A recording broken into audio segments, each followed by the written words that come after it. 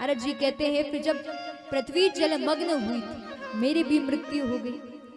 वो कहते हैं कि लेकिन उन संतों की कृपा को देखो कि कहां पूर्व जन्म में मैं एक दासी पुत्र था और इस जन्म में मैं महर्षि नारद हूं। वेद व्यास जी कहते हैं एक बात बताओ, संत कृपा ऊंची है कि परमात्मा की कृपा ऊंची है?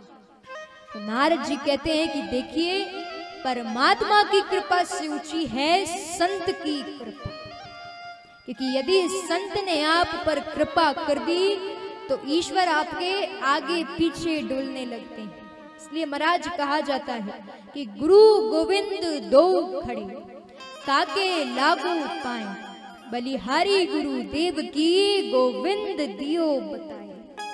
इसलिए सबसे जरूरी है सतगुरु का सानिध्य प्राप्त करना, गुरु से अपने तार को जोड़ लेना, क्योंकि यदि आपने अपना तार उनसे जोड़ लिया तो ईश्वर भी आपके आगे पीछे डोलने लगे।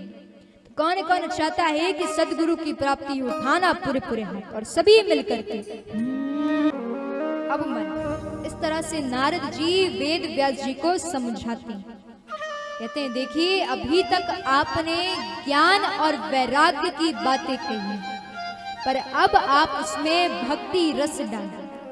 तब नारद जी ब्रह्मा जी द्वारा सुनी हुई चतुर्श्लोकीय श्रीमद् भागवत महापुराण में सुनाते हैं और कहते हैं अब आप इसमें भगवान की लीलाओं का श्रवण कीजिए और इसे विस्तार पूर्वक लिखिए, भक्ति रस इसमें जरूर डालें।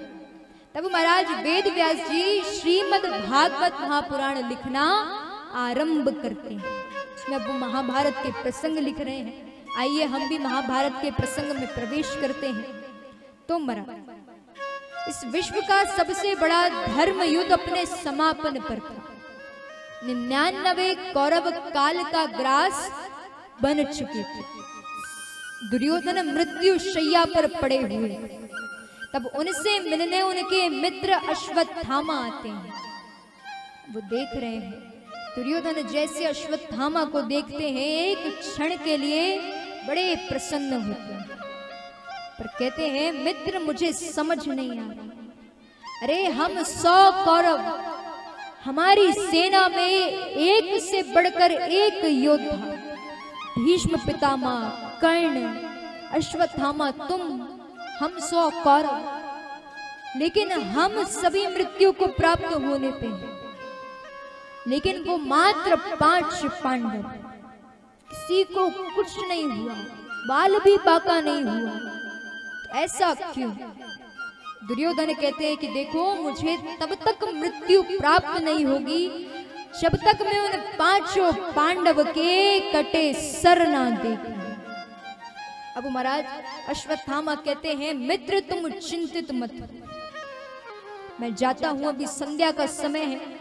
5 पांडव अपने शिविर में विश्राम कर रहे हैं, तो 5 के शीश काट कर लाता हूं। अब महाराज अश्वत्थामा जाते हैं, पांडवों के कक्ष में जाते हैं, तो उनकी नजर पड़ती है कि 5 व्यक्ति वहां पर विश्राम कर रहे हैं। तो अश्वत्थामा जाते हैं और 5 के शीश काट देते हैं। सभी के ऊपर कपड़ा ढका हुआ है, फिर तुरंत दुर्योधन के सामने लाते हैं। दुर्योधन बड़ा प्रसन्न है, कहता है जो काम कोई नहीं कर पाया तुमने कर दिखाया।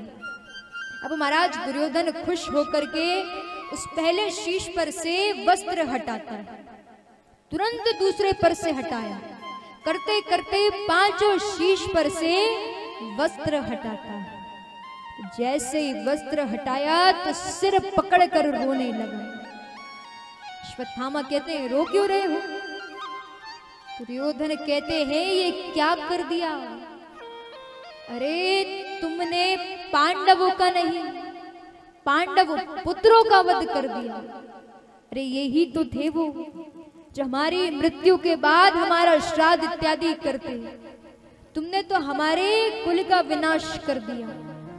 ऐसा कहते कहते दुर्योधन रोते रोते मृत्यु को प्राप्त होते हैं। अब महाराज 5 पांडवों को पता चलता है कि उनके पुत्रों का वध हो गया है। तुरंत कक्ष में जाते हैं, 5 पुत्रों का वध हो गया है। तुरंत बाहर आते हैं, पहरेदार से पूछते हैं कि बताओ कौन आया था इधर पे। पहरेदार कहते हैं अश्वत्थामा आए थे। अब महाराज पूरे राज्य में अश्वत्थामा को ढूंढा जा रहा है।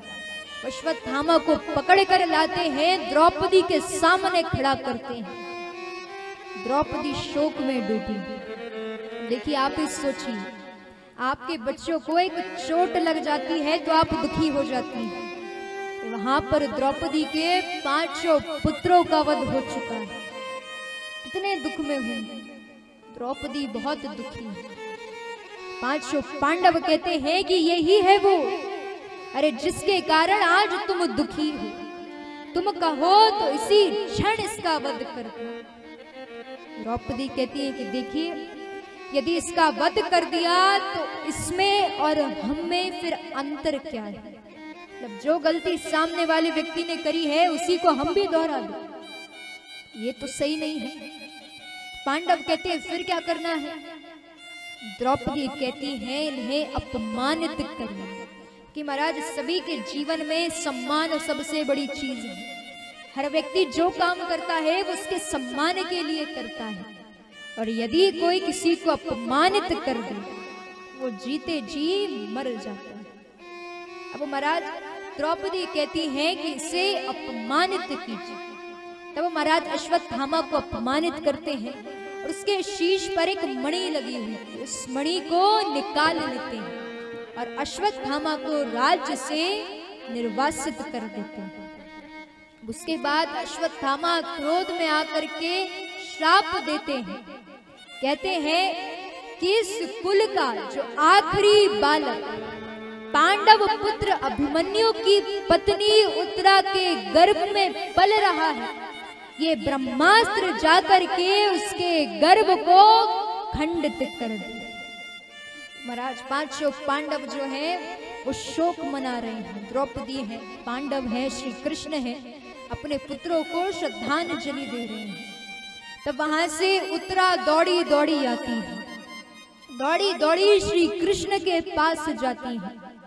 वो रोते रोते कहती है कि कन्हैया, अश्वत्थामा ने इस कुल के आखिरी बालक जो मेरे गर्भ में पल रहा है उसके ऊपर ब्रह्मास्त्र छोड़ दिया, बहुत पीड़ा हो रही है, आकर के आप इसकी रक्षा करो। महाराज उत्तरा बहुत जोर जोर से रो रही है।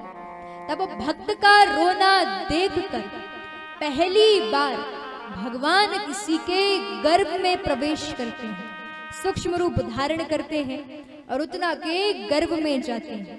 अब महाराज वो एक सुरक्षा चक्र बनाते हैं। देखते हैं अंदर छोटे से प्यारे से बालक बैठे हुए हैं और वही बालक आगे चल करके राजा परीक्षित जी होते हैं। बहुत सुंदर लग रहे हैं, परीक्षित जी भी दर्शन कर रहे हैं। अब मानव योनि में परीक्षित जी पहले ऐसे मानव थे जिन्होंने गर्भ में ही ईश्वर के दर्शन करे। अब महाराज ब्रह्मास्त्र आता है कि ईश्वर ने सुरक्षा चक्र बनाया है, तो कौन ब्रह्मास्त्र टिकेगा? तो ब्रह्मास्त्र आता है और निस्तेज हो जाता है। फिर भगवान उत्तरा के गर्भ से बाहर आते हैं, अपने वास्तविक स्वरूप में आते हैं। तो देखा जाए तो श्री कृष्ण के और राजा परीक्षित जी के बीच में संबंध है कि देखिए उत्तरा के गर्भ से श्री कृष्ण आए और फिर राजा परीक्षित जी।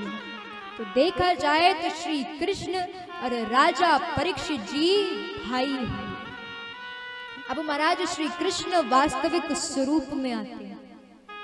तो जैसे ही अब ये सब दृश्य जो है वो कुंती देख रही है, तुरंत समझ गई कि आज हमारे इस कुल का विनाश होने से श्री कृष्ण ने बचाया।